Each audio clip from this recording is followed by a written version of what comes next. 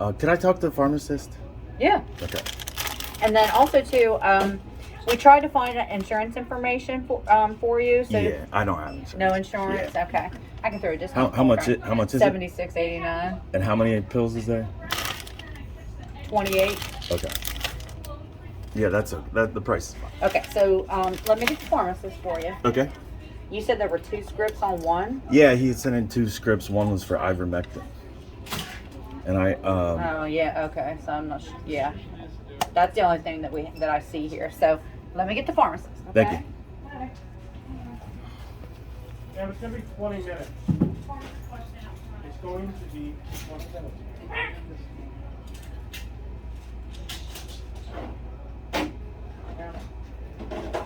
He'll be out in just a second. Okay. Alrighty, thank you. In the meantime, let me see if I can get this down for you. Throw this gentleman right here. Yeah, somebody help you out. There was a second script that was called in by the doctor for this. Okay. It was Ivermectin. Okay, let me take a look. And you guys said you wouldn't be able to fill the Ivermectin. Yeah, because the dose is insanely high and insanely long. It's not, doesn't have FDA approval for the directions and the dosage that was prescribed. In Okay, addition but to that, the FDA has actually issued warnings on that medication Okay. For that using it for non-approved indications. but that happens all the time. They Not for that dose. That dose is way too high. So typically with ivermectin, it's typically done 4 tablets, 1 time, did. and then Can you scan it repeat out for me? in 1 to 2 weeks. Okay. The medication has Hey, are you picking up? it has a pretty long half-life, so it has a 18-hour half-life. Okay. So after you do the first Bronco. dose, Takes 2 a weeks while. later for when it. you do it, you're going to have it in your system. But if you do it every single day, that dose builds up, builds up, builds up, builds up. I got you. And since within 24 hours, it's not returned to zero. Its Is that all half-life for is you? 18 hours, so Okay. it's And you got your ID for me? pretty much probably about 40% of the medication, 38, 40% of the medication is still left from the previous day's medication is still left at the ended up 24 hours, and then it builds up, builds up, builds up. Okay, but that it's not for it's not prophylactic. It's for if once the symptoms occur is when it was saying to take that. It's still, you're with that the dose that they have you taking on that. Well, let me step back that's because I called and I asked if I got him to change the dose if it Okay, would just want you matter, to sign. and you still said you couldn't fill it. Well, according to the FDA has a warning on it, Okay. and I can print out the warning if you want me to. I'm just curious. It doesn't make sense to me because that SSRI was also prescribed for COVID.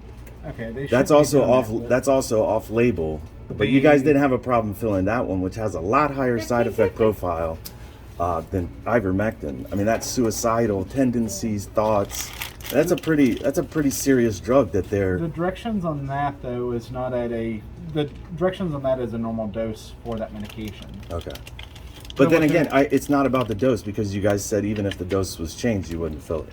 Because the FDA has issued a warning on it. It would be kind of malpractice. But other pharmacy, I got it filled at another pharmacy. Okay, if that other pharmacy wants to fill it, I can actually forward them the prescription. They did. I mean, it's already been forwarded over, I perfect. believe. So I'm just curious why you guys won't do it. If it's an FDA warning, why is it just this pharmacy that wouldn't do it? The FDA has actually issued a warning on it. Thank you, ma'am. I'll get Okay, it to so but that was a decision you made as a pharmacist. Correct. It's my professional judgment. Gotcha. But you were going to prescribe. You were going to give me the SSRI, which is also off-label use for COVID. Well, one, I'm not the pharmacist who filled the Okay. SSRI. I'm sorry. And two, with this medication, with the SSRI, that's actually a normal dose for that medication. Okay. So that medication at normal doses, when taken correctly, risks are fairly low. But with your medication, What's you're the- what's- taking an insane high dose. What's that risk on that?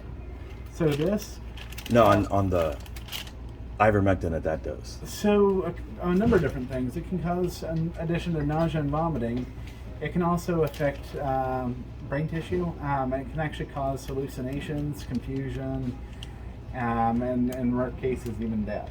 Okay.